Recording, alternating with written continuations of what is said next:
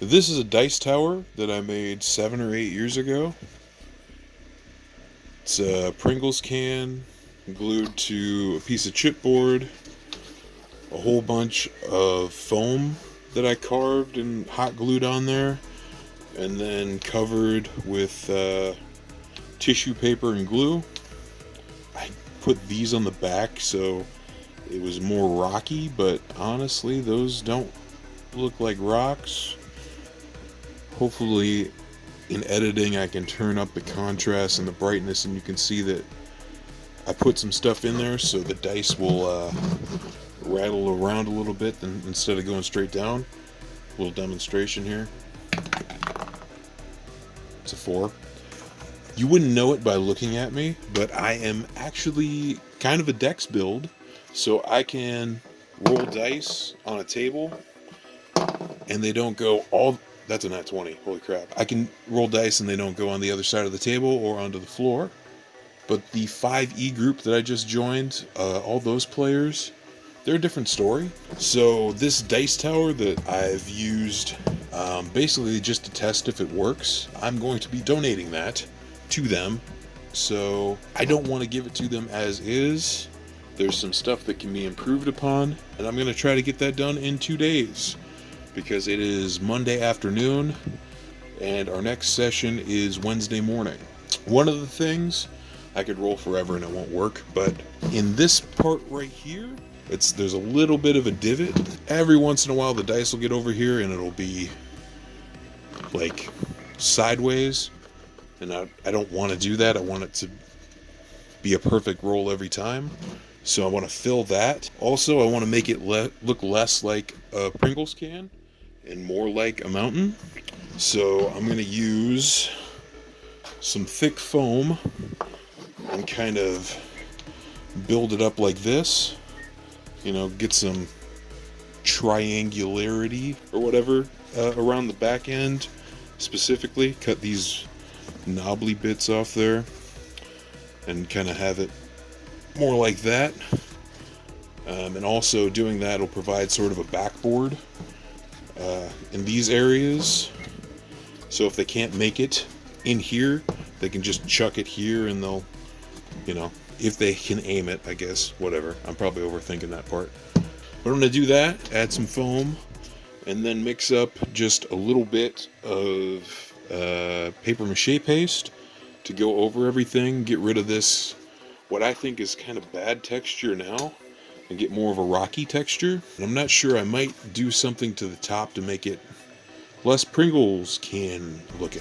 And then once the paper mache paste is dry, I might coat this whole thing with Mod Podge. I wanted to get that all out at the top because I'm trying to get this video done fast and with minimal editing.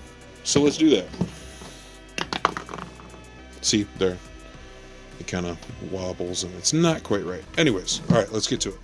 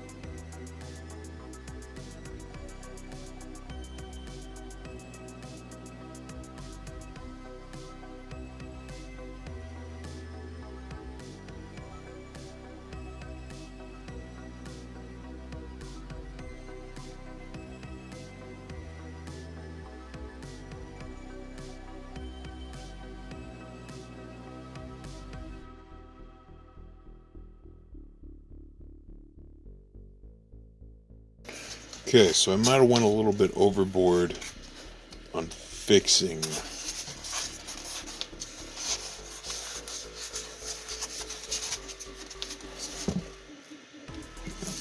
I got the opening pretty good now. I feel like there's a lot more space there. So I've taken the liberty off screen to mix up way too much paper mache paste, and it's super thick, so I'm gonna have to keep spraying it with water so it doesn't start solidifying on me, but I'm gonna do that now.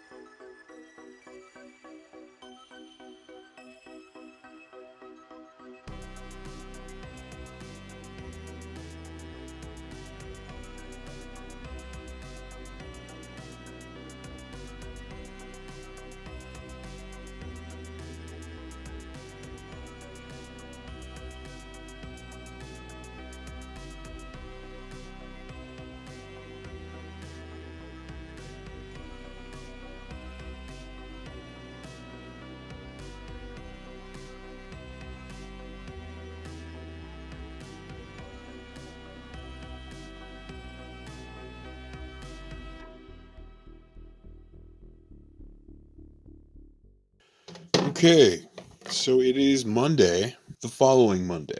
I did not meet the deadline of Wednesday because paper mache didn't dry in time. Even though I set it under a space heater all night, it still wasn't dry by Wednesday. No big deal. Half of the people didn't even show up to the session, but it will be done by this Wednesday. So this is fully dry, looking pretty good, I guess. Just gonna try to paint it a little bit. I've got some Mod Podge that I put some beige paint in that I'm gonna do the bottom just to strengthen up the styrofoam. Maybe go over the little spots where you can see where the foam is peeking through. Yeah, probably should do that.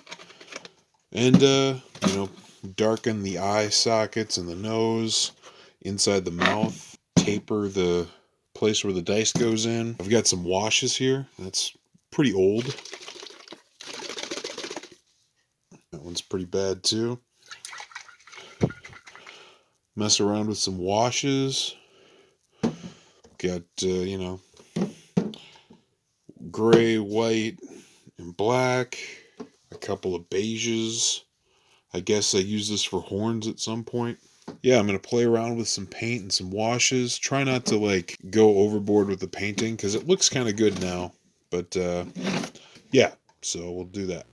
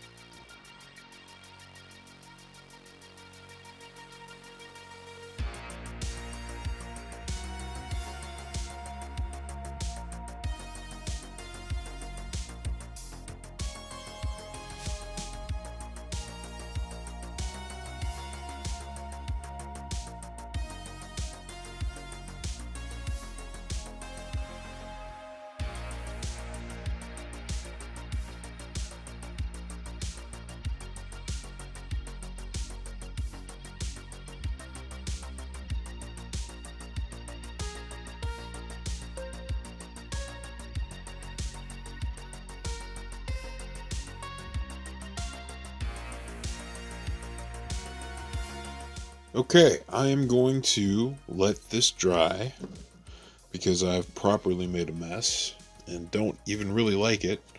And then dry brush.